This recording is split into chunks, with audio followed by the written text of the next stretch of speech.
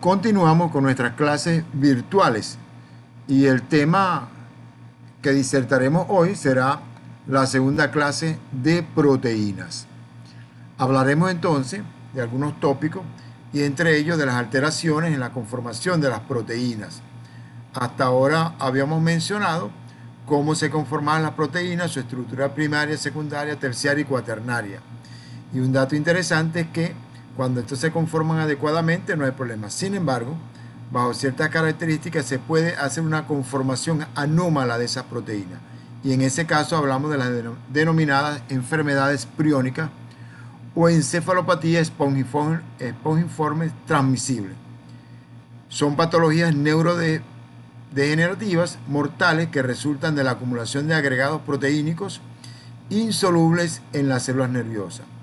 Entre estas enfermedades están la de Creutzfeldt-Jakob en humano, la SCREPI en oveja, la encefalopatía espongiforme bovina en ganado vacuno, la denominada enfermedad de las vacas locas.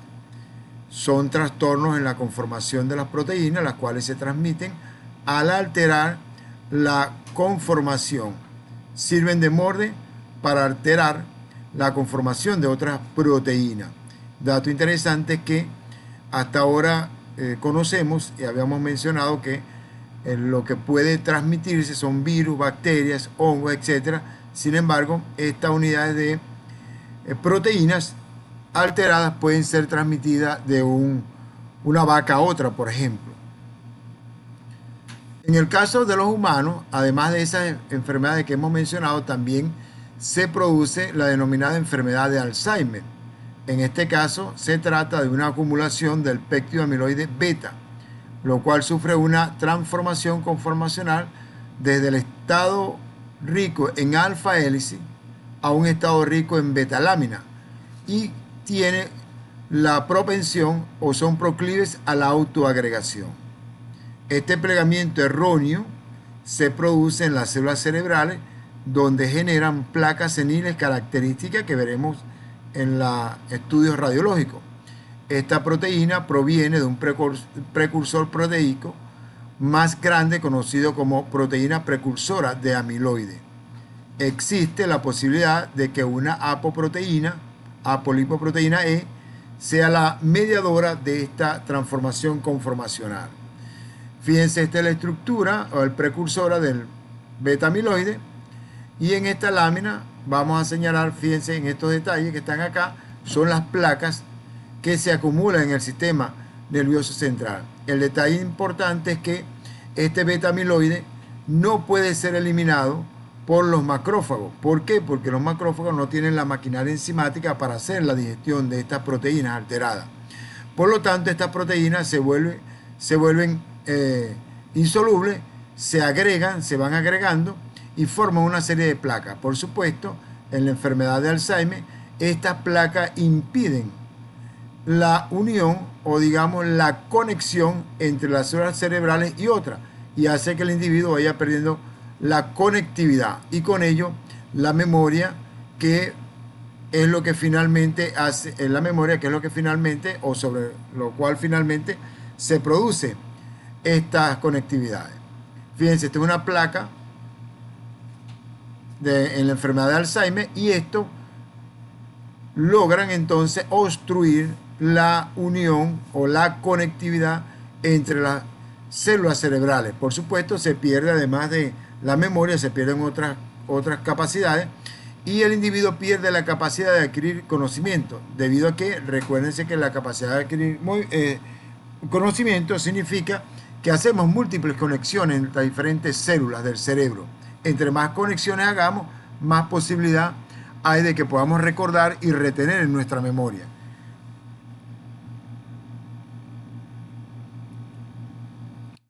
Vamos a hablar de algunas proteínas entonces, en específico, las denominadas proteínas de sostén, y de esta tenemos la colágeno o el colágeno. Es una proteína de modificación posttraduccional o proceso de maduración que implica el rompimiento y o formación de enlaces covalentes. Es una proteína fibrosa, abundante, que constituye más del 25% de la masa proteínica humana. Está presente en la piel, conjuntamente con la queratina, está presente en los huesos, tejido conectivo, en los ligamentos y en los tendones. Es una proteína de sostén. Su estructura es una hélice triple única, la denominada tropocolágeno, cada fibra con más de 1000 aminoácidos unidos en una conformación única entrecruzada que giran a la izquierda. Se enrollan entre sí en sentido ahora a la derecha para formar la triple hélice. Estos giros opuestos en las hélices y sus polipéptidos le confieren una alta resistencia al desenrollamiento. Poseen 3.3 residuos de aminoácidos por giro y una elevación por residuo de casi el doble de la alfa hélice o de la hélice alfa.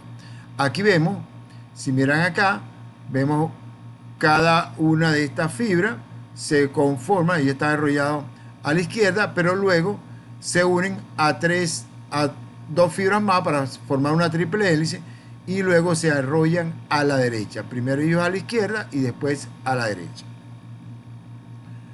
Los grupos radicales, es decir, R, los que están en la cadena lateral de cada hebra, se unen tanto que para que ajuste perfectamente el tercer aminoácido de estos debe ser glicina.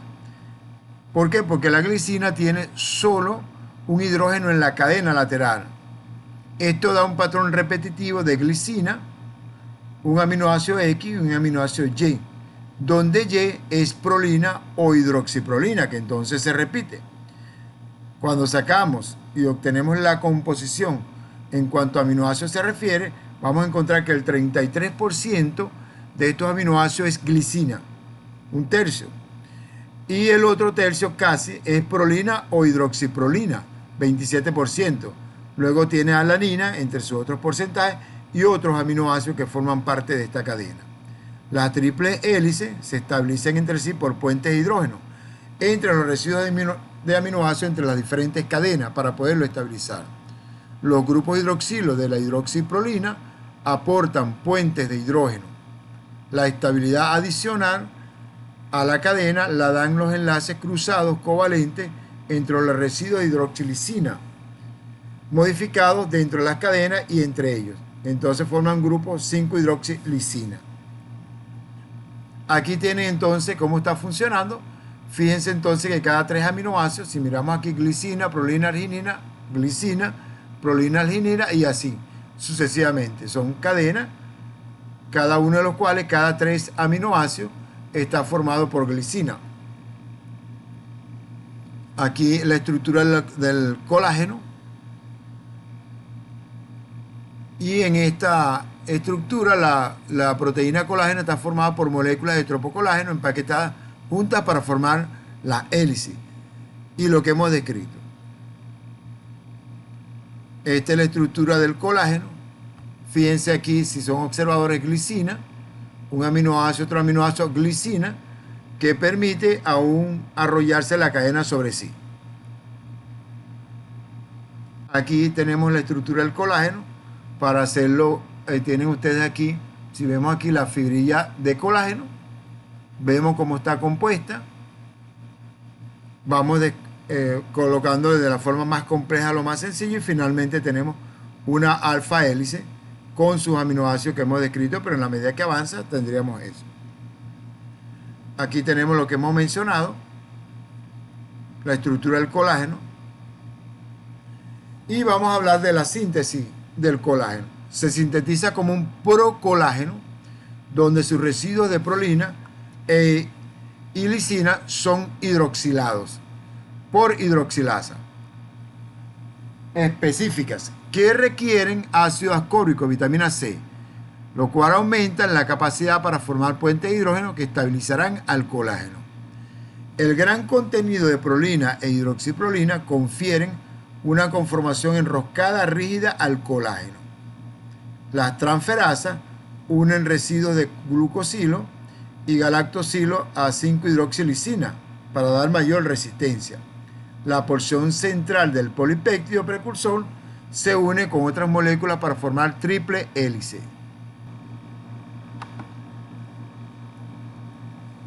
Aquí vamos a ver entonces dónde se sintetiza el colágeno y miramos desde la figura aquí arriba. Fíjense que se sintetiza en los ribosomas, en ese organelo de los ribosomas, se va sintetizando la fibrilla inicial,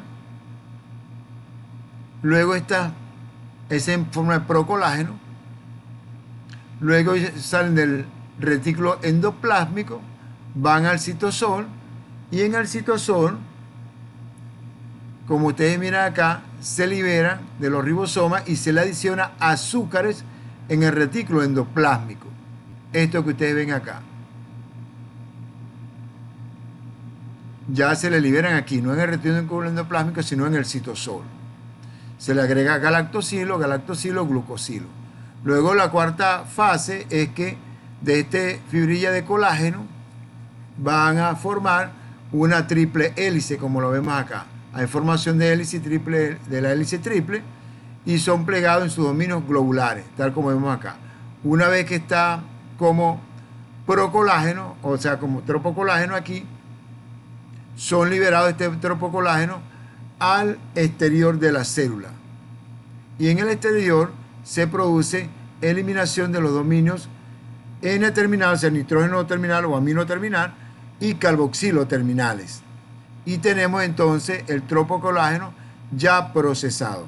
Ese tropocolágeno tiene su residuo de galactosilo y glucosilo que hemos mencionado, y ahora va hacia la formación de la fibra de colágeno. Entonces, cada tropocolágeno esto se va a unir y entre ellos se van a formar enlaces covalentes. Hay desaminación de los residuos de lisina para formar aldehído y formación de entrecruzamiento. Eso, formación de enlaces covalentes, se hace entre lisina, que vemos acá, de una tropocolágeno y otro tropocolágeno. Cuando están unidos, toda esta fibra se denomina colágeno, la cual tiene una alta resistencia y puede resistir muchas veces su peso. Entonces miramos acá, recuérdense que si sintetizan inicialmente en el retículo endoplásmico, en los ribosomas, pasan el citosol, del citosol o el citoplasma al exterior de la célula. En el procesamiento final se eliminan los extremos amino y carboxilo terminal, que lo hemos dicho, por proteólisis selectiva en el espacio extracelular. En algunos residuos de lisilo, los grupos amino éxilo son convertidos por oxidasa de lisilo, que requieren cobre para hacer su acción. Son reducidos o son convertidos en aldehído, los cuales experimentan una condensación aldólica para formar un doble enlace carbono-carbono, o forma base de Schiff sin modificar para formar enlace carbono-nitrógeno. Estos enlaces covalentes se entrecruzan los polipéptidos y dan a la fibra resistencia y rigidez única, que soportan hasta 10.000 veces su peso. Es muy resistente. En esta lámina vemos la formación de los enlaces que hemos mencionado, en este caso carbono-carbono, de dos residuos de lisina. Estos son en orden lo que hemos mencionado, pero lo tiene la lámina, pero para que vean un resumen de lo que hemos mencionado. Ahora, se puede producir defecto en la síntesis del colágeno. Cuando falla la vitamina C, se puede producir escorbuto por deficiencia de vitamina C. Hoy por hoy esta enfermedad es muy rara encontrarla. ¿Por qué? Porque, bueno, la alimentación es más balanceada y porque la industria en muchos de sus alimentos procesados agregan vitamina C. Entonces no se encuentra. Sin embargo, en los viajes que hacían los Cristóbal Colón o esa gente que pasaba meses en el mar y no consumía alimentos frescos, se le producía escorbuto, o sea, afectación del colágeno, sobre todo a nivel de los dientes, a nivel de la piel, las uñas, etc. También se puede producir el síndrome de Menkes por deficiencia de cobre. Ya hemos dicho que interviene que ya hemos mencionado dónde interviene el cobre. Y eso interviene específicamente el cobre en la oxidasa de los residuos del lisilo. Tenemos el síndrome de Ehlers-Danlos. Hay un trastorno genético en los genes que codifican el colágeno 1-alfa al procolágeno N-peptidasa o lisilo hidroxilasa. Específicamente allí también se puede producir un defecto parecido al anterior, pero solo que esto es congénito. Con el envejecimiento se forman más enlaces transversales intra e intercadenas que aumentan la rigidez del colágeno, lo hace más duro, y hacerlo más duro es como si se cristalizaran, y a mayor cristalización pues mayor fragilidad en los tendones, en los cartílagos, en los vasos sanguíneos.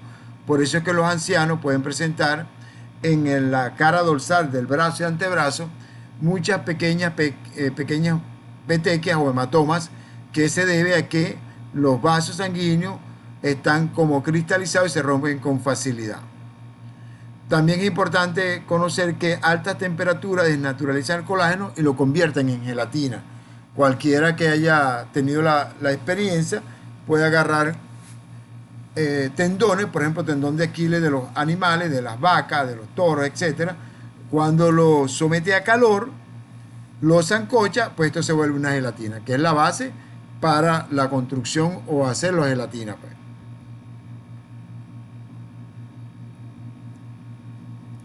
Otro de los defectos, fíjense, tenemos aquí varias enfermedades genéticas que causan defectos en el ensamblaje, estabilización o entrecruzamiento del colágeno. Se han presentado muchos. Aquí tienen esta lámina para que vean algunos de los defectos que se produce. La enfermedad de Menke, que yo les mencioné.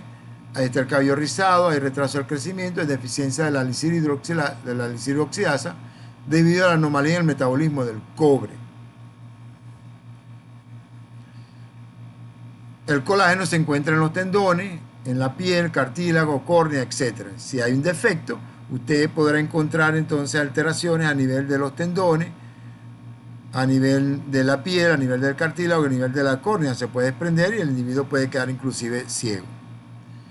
Esto es otra lámina para que vean los diferentes defectos que se producen en la síntesis del colágeno, defectos congénitos o no, y la distribución de lo que se puede producir a nivel de los tejidos.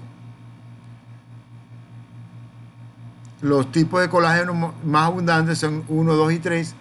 El 1 está ubicado en la piel, en los huesos, tendón, sangre, vaso sanguíneo y córnea. El 2 en el cartílago, disco intervertebral. El 3 en los vasos sanguíneos y en la piel fetal. Es importante saber que existen diferentes tipos de colágeno, pero que además tenemos que ubicar hacia dónde se va a producir el defecto en el momento que el individuo tenga estos trastornos, pues, en el colágeno.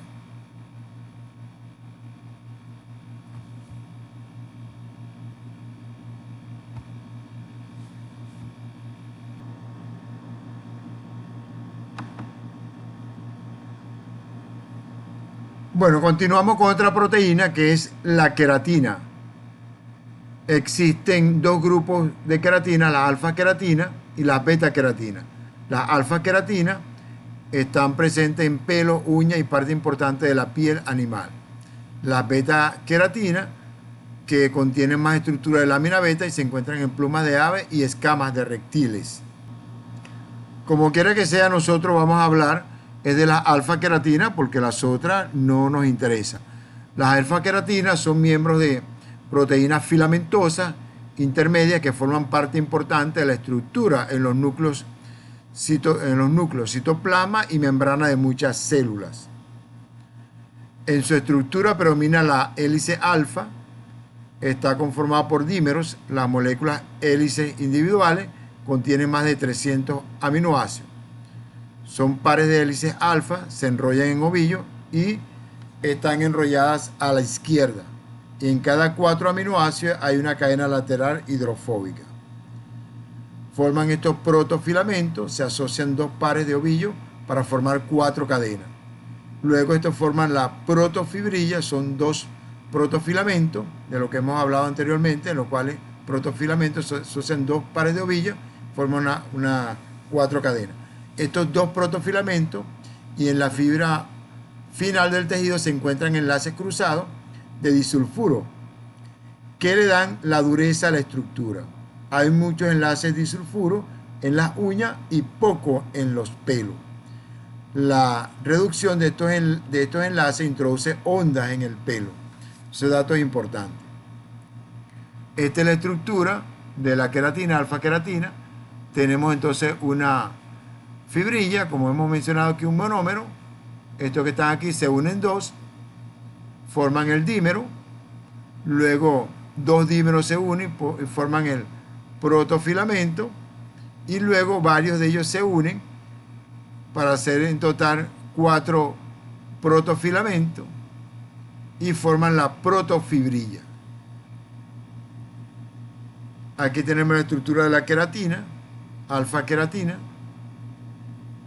Ellos están estabilizados por puentes de hidrógeno. Aquí tenemos entonces el dímero de pues dos fibrillas forman el dímero, después forman el protofilamento y luego la unión de varios protofilamentos dan origen a la microfibrilla, tal como lo vemos acá. Luego ellos forman parte de la estructura, por ejemplo, del pelo, del cabello, también de las uñas.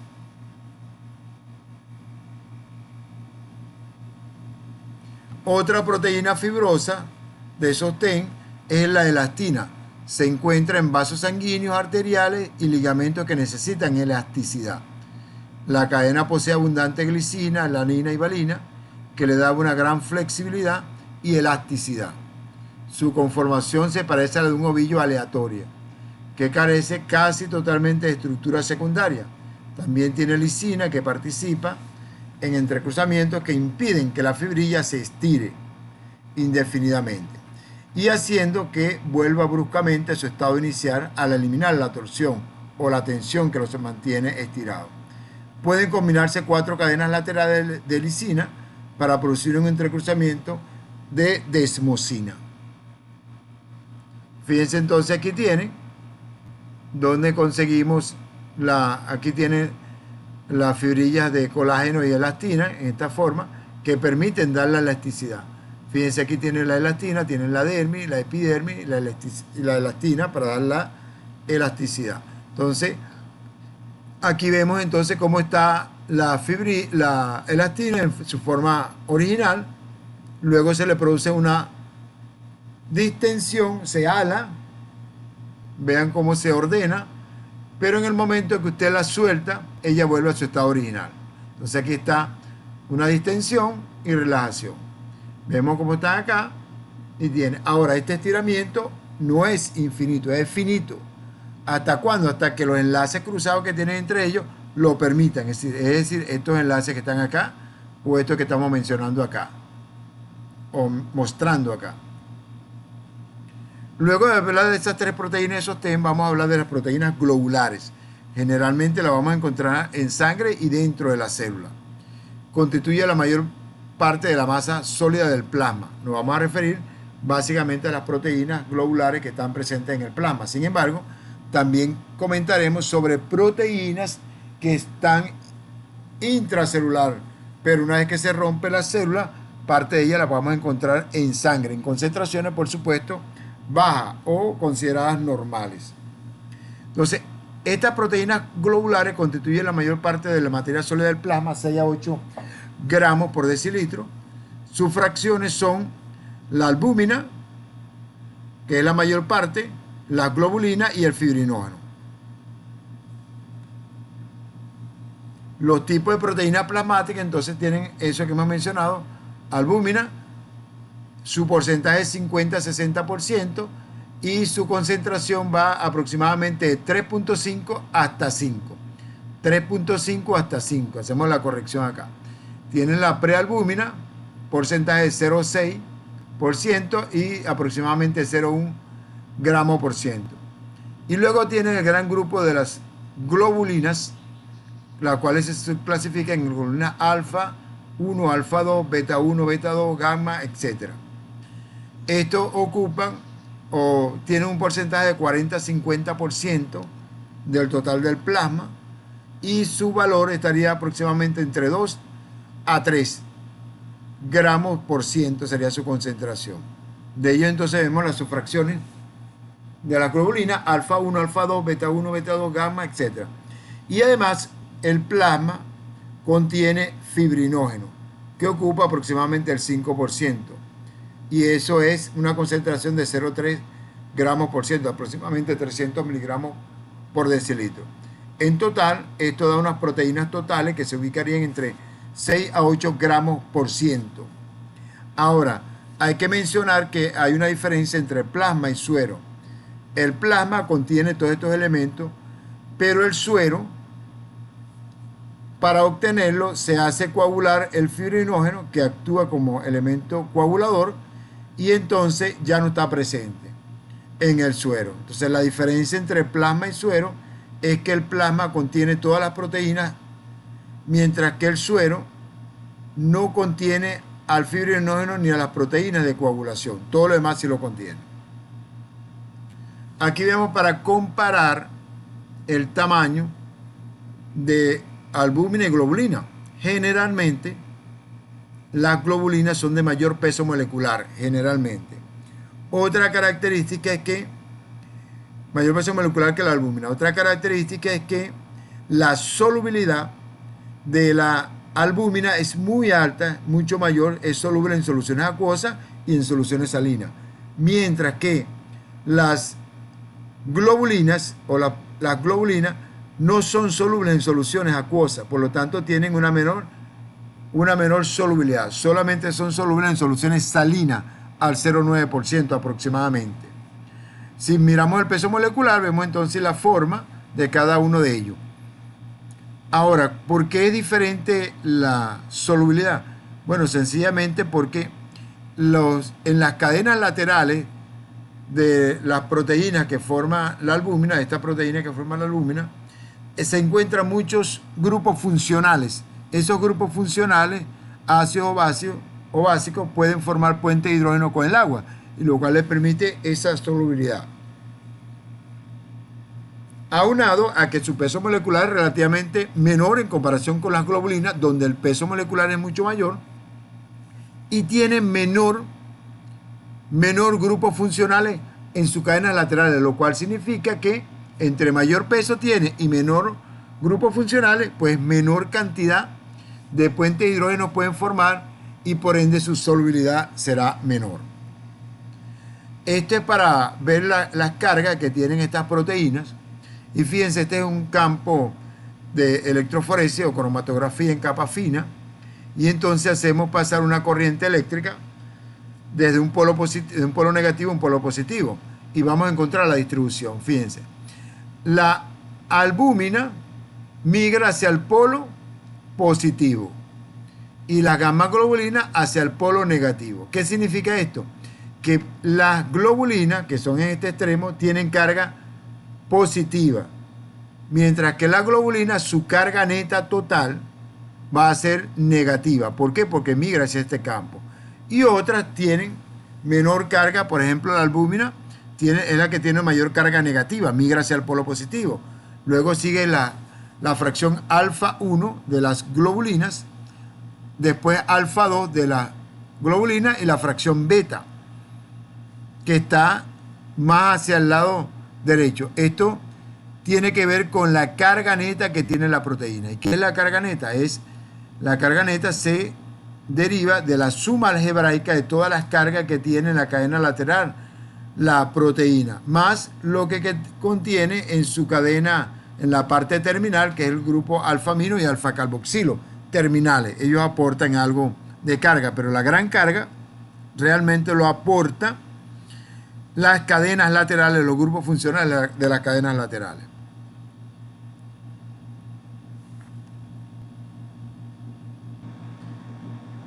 Ahora comentaremos sobre la hemoglobina. Sin embargo, antes de entrar a comentar esta proteína importante, tenemos que hacer el siguiente comentario de la albúmina. La albúmina es sintetizada en el hígado, deben ustedes investigar eso. Es una proteína de relativamente bajo peso molecular en comparación con las globulinas. Tiene diversas funciones. Entre esas sus funciones es una función transportadora. Puede transportar, entre otras cosas, bilirrubina con sitios de alta y de baja afinidad desde el torrente sanguíneo al hígado.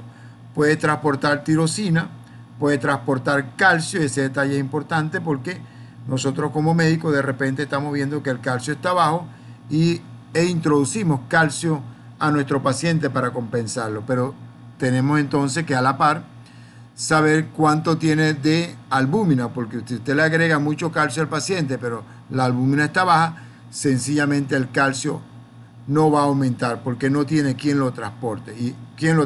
Y esto se ve, por ejemplo, en la insuficiencia renal o en los síndromes nefróticos o en las deficiencias hepáticas. De tal manera que cada vez que pensemos en un defecto de déficit de la albúmina, entre otras cosas, tenemos que ver si el individuo está recibiendo la cantidad de aminoácidos adecuados para sintetizarlo, es decir, si está alimentándose adecuadamente, en primer lugar. En segundo lugar, si el hígado está funcionando adecuadamente para que lo sintetice. Y en tercer lugar, cómo está su vida media. La vida media de la albúmina es aproximadamente 21 días. Pero tenemos que estudiar el riñón para ver si se está escapando o perdiendo por el riñón. Si se pierde por el riñón, obviamente tendremos que la albúmina estaría baja. Entonces, entre las funciones de la albúmina que hemos mencionado, además de transporte, que hemos dicho, también la albúmina mantiene la presión coloide-osmótica o la presión oncótica.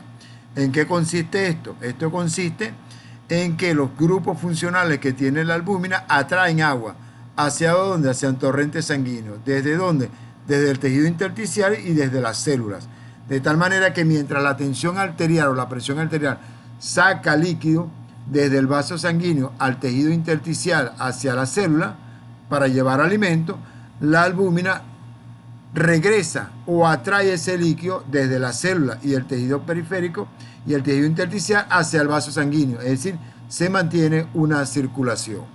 Entonces, además, la albúmina cuando se degrada aporta gran cantidad de aminoácidos. Entonces, recordar que la albúmina, entre otras cosas, transporta varias sustancias, transporta también medicamentos y tiene una función coloidosmótica. Bueno, dado ese comentario, también es menester mencionar que las diferentes globulinas deben ustedes investigarla en el libro y ya en la práctica lo comentaremos un poco más adelante cuando veamos proteínas en la práctica, pero deben ustedes indagar acerca de las diferentes fracciones de las globulinas y sus funciones, para qué sirven cada uno de ellos.